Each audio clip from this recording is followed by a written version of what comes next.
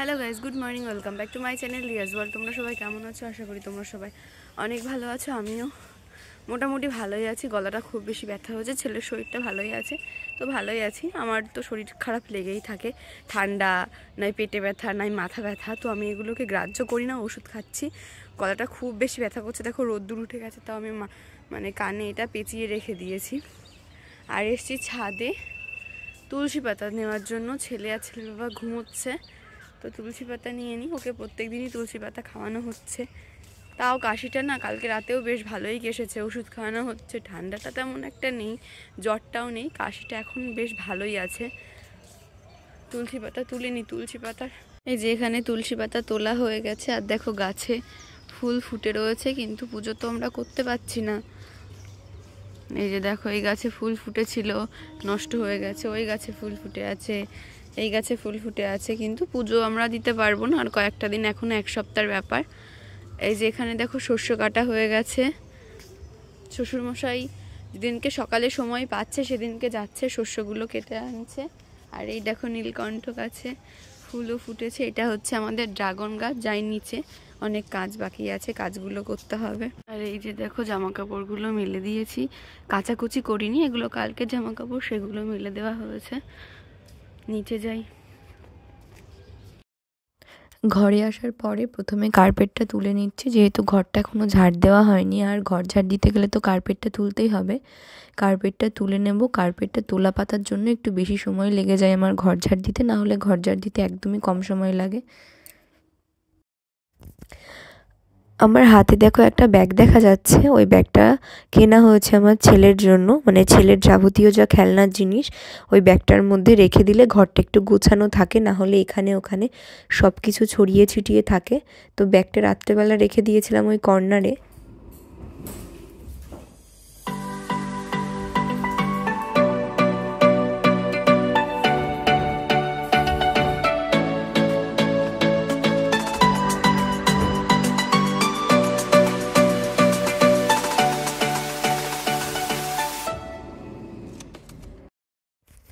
ছেলে এখনও পর্যন্ত ওঠেনি, তো ভাবলাম চলো ব্রাশটা আগে সেরে ফেলে দিই। তো ব্রাশ করতে চলে এসেছি, এখন ব্রাশটা করে নেব, তারপরে ছেলেকে তুলবো। আর যতটুকু কাজ এগিয়ে নেওয়া যায় ততটুকু। ব্রাশ করা হয়ে গেছে, তো হাত মুখ ধুয়ে চলে এসেছি ঘরে। এসে প্রথমেই মাখবো একটু ক্রিম আর একটু লিপ বাম দেবো। আর মাথাটা আজকে আঁচড়াইনি, তো ভাবলাম মাথাটা পরে আঁচড়ে নেবো। মাথাটা আঁচড়াতে গেলে অনেকটা সময় লেগে যাবে আমার। চুল খোলো, মাথা আস্তে আবার চুল বাঁধো, তো ভাবলাম পরে আঁচড়ে নেবো। গলাটা যেহেতু খুব ব্যথা, সেহেতু এখন করব গার্গিল। এই যে বেশি করে একটু নুন দিয়ে নেব, আর দেবো একদম গরম জল। আর এখানে দেখো ভেজানো আছে তুলসী পাতা, একটু গরম জল দিয়ে, বেশ ভালো গরম আছে। এবার করব গার্গিল।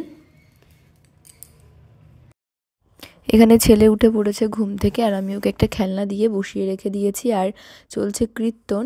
আর আমি ওখানে ওর খাবারটা রেডি করে নিচ্ছি।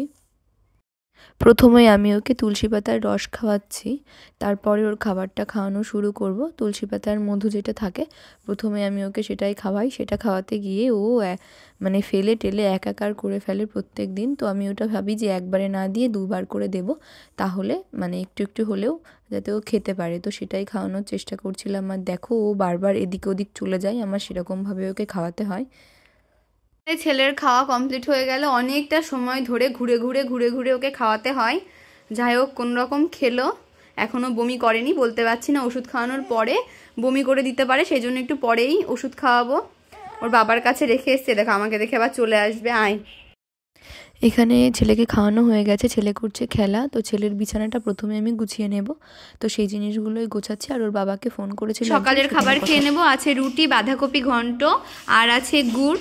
আর ওর বাবার খাবারটাও বেড়ে ফেলেছি এখানে। আর ছেলে এখানে কি হচ্ছে খেলা, ওই যে চিরুনিটা নিয়ে চলে এসেছে। ও জামা কাপড় ধোয়া হয়ে গেছে, এখন মেলবো। আর দেখো কি দারুণ একটা ওয়েদার, যেমন সুন্দর রোদ্দুর, খুব ভালো লাগে। জামা কাপড় ধোয়া হয়ে গেছে, ছাদে চলে এসেছি। আর এসে দেখো মেলা শুরু করে দিয়েছি। আর আজকে দারুণ রোদ্দুর ছিল, তো জামা কাপড় মেলার মনে হয় আধা ঘন্টার মধ্যেই সব কিছু শুকিয়ে গিয়েছিল।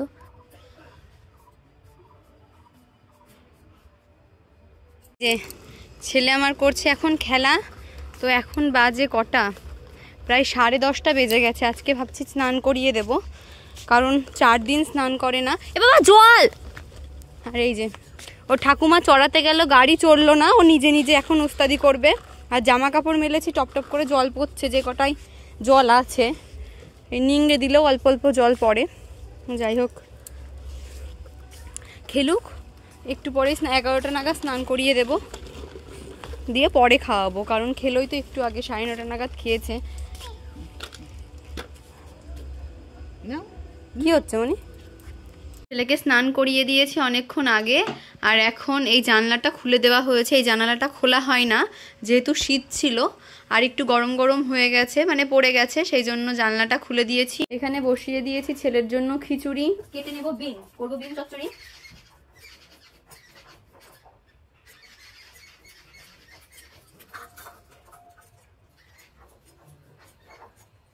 উনুনে রান্না করতে, ওইদিকে ভাত হচ্ছে গ্যাসে, আর খিচুড়ি রান্না হচ্ছে। আর আমি এখানে রান্না করব বিন চচ্চড়ি, আর হবে পনিরের তরকারি, ফুলকপির তরকারি আর শাক। ওই 3টে রান্না হচ্ছে। শাশুড়ি মা করবে, ওর বাবার কাছে, ছেলের কাছে আছে। ছেলের বাবা বেশিক্ষণ থাকবে না, ছেলেকে ঘুম পাড়ানোর সময় হয়ে গেছে। ক্যামেরা ঠিক করে ধরা ইয়ে হয়ে যায়, হ্যাঁ, ঘুম পাড়ানোর সময় হয়ে গেছে। আর আমি অনেকগুলো কাচাকুচি করব এখনো, তো ঝটপট করে রান্না করে ফেলি। এটা ওকে খাওয়াতে অনেকক্ষণ সময় লাগে, না হলে আমি করতে পারতাম। যেহেতু অনেকটা বেলা হয়ে গেছে, ওর ঘুমের সময় হলে একেবারেই থাকবে না। অল্প কটা বড়ি ভেজে নিয়েছে, যেহেতু অল্প একটু চচ্চড়ি হবে। এই যে একদম অল্প লঙ্কা, বিন আর আলুটা কেটে নিয়েছি, বড়িটা ভেজে নিয়েছি, ভাজা হয়ে গেছে, দাঁড়াও নামিয়ে নিই। এর মধ্যে দিয়ে দিয়েছি অল্প একটু জিরে, আর দেবো অল্প কাঁচা লঙ্কা,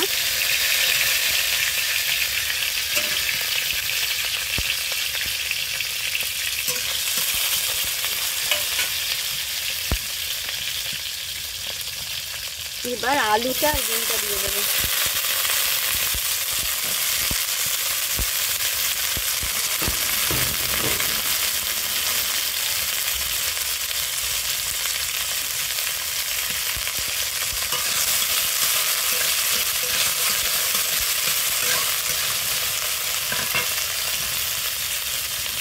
দিয়ে দিয়েছি হলুদ আর দিয়েছি লবণ, ভালো করে একটু ভেজে নেব।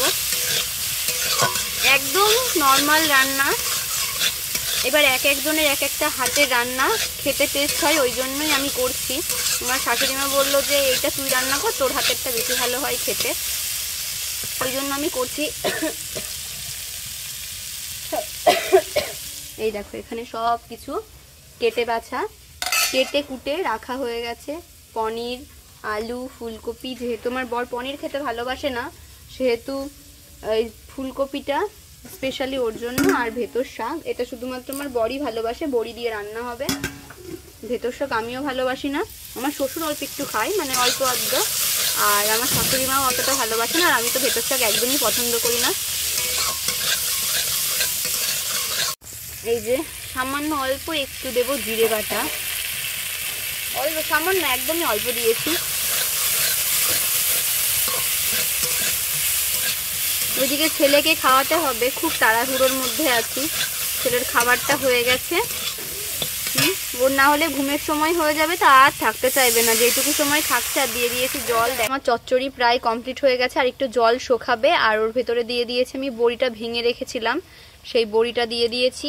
আর একটু নামানোর আগে চিনি দেব, তাহলেই হয়ে যাবে। একদম সাধারণ একটা রান্না। এই রান্নাই যদি ভালো হয় খেতে, তাহলে অমৃতের মতন লাগে, খুব ভালো লাগে। আর যদি ভালো না হয় তাহলে ভালো লাগবে না খেতে। এই শীতের দিনে উনুনের ধারে বসে রান্না করতে কিন্তু বেশ ভালো লাগে, সুন্দর আগুন পোহানো যায় আর রান্না করা যায়। এই দেখো, হেলদি অ্যান্ড টেস্ট। এই যে আমার বিন চচ্চড়ি রেডি হয়ে গেছে।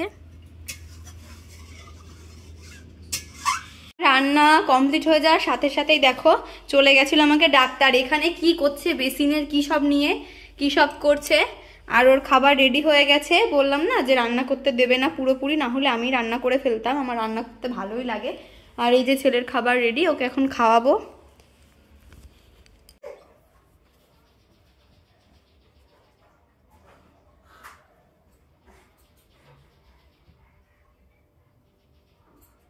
এই যে কোনো রকম উপায়ে খাওয়াতে পারলাম, এখনো পর্যন্ত বমি করিনি। আর দেখো কোথাকার গামলাটা ওখান থেকে টেনে এখানে নিয়ে এসেছে, প্রত্যেকটা জিনিস নিয়ে আউলেছে। এখন যে স্নান হয়ে গেছে, ছেলের বাবার জন্য ভাত বেড়ে ফেলেছি। ভাত কী কী রান্না হলো দেখলেই তো তোমরা। এখানে আছে বিন চচ্চড়ি, এখানে ভেতর শাক, আর এটা হচ্ছে ফুলকপি আলুর তরকারি। আর পনিরটাও খাই না, পনিরটাকে ওই জন্য দিলাম না। ছেলে ঘুম থেকে উঠে পড়েছে আর বাড়ির সামনে দিয়ে যাচ্ছিল বাজনা, কোনো প্রসেশন বেরিয়েছিল, সেই কারণে জানলাটা খুলে আমি আর ছেলে দেখছিলাম। আর ওদিকে দেখো ছেলে বাবা মাস্ক পরে আছে। খাবার রেডি হয়ে গেছে, আপেল সেদ্ধ আছে, ওর ভিতরে অল্প কটা গোবিন্দভোগ চাল দিয়ে আর একটু তাল মিষ্টি দিয়ে রান্না করা হয়। এখানে কম্বল বিক্রি করতে এসেছে, 500 টাকা করে বলছে কম্বল। দেখতে গেছে, মাসি আছে, ওর বাবা গেল, আমাদের বাড়ির এখানে দাঁড়িয়েছে। আমিও কিছু লাভ করেছি, 10 কোটি টাকা লাভ হয়েছে। সেল সেল কম্বলের সেল।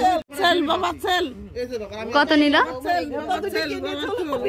চলে এসেছি রান্নাঘরে, ছেলেকে খাওয়ানো হয়ে গেছে সন্ধ্যাবেলায়। তারপরে ওর বাবাকে জল গরম করে দিয়ে এসেছি, করছে গার্গিল, ভাপও নিয়েছে। আমি জল গরম করে রেখে এসেছি, একটু পরে গার্গিল করব। তো কিছুতেই কিছু কমছে না, ওষুধ খেয়েও কমছে না, কাশির ওষুধ খাচ্ছে, তারপরে কাশির সিরাপ যেটা সেটাও খাচ্ছে, কিছুতেই কমছে না। তো ভাবলাম চলো ঘরোয়া উপায়ে যদি কিছু করা যায়, তো একটু কিছু বানাবো। ওই কি বলে ওটাকে জানি না সঠিক। এখানে দেখো তুলসী পাতা নিয়েছি, নানান ধরনের উপকরণ দিয়ে একটু ফুটান্ত কিছু বানাবো।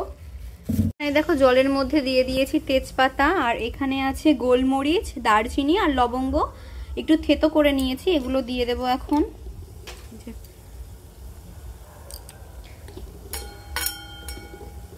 এত পরিমাণে কাশছে ছেলেটা, ভালো লাগছে না দেখতে সামনের পরে।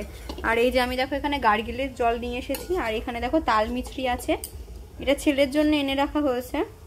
আর দেবো এর ভেতরে এই যে তুলসী পাতা, ভালো করে ফুটতে দেবো। আর ওদিকে আদা আনতে গেছে, আদাটা শেষ হয়ে গেছে, বললাম দোকান থেকে একটু আদাটা নিয়ে আসো, তো আদাটা আনুক, এটা ফুটতে থাক ততক্ষণ। ভালো করে ফুটে গেলে একটু তাল মিষ্টি দেবো শুধুমাত্র টেস্টের জন্য। আর শুনেছি তাল মিষ্টি খেলে নাকি কাশি কমে, তো যাই হোক দেখি দিই।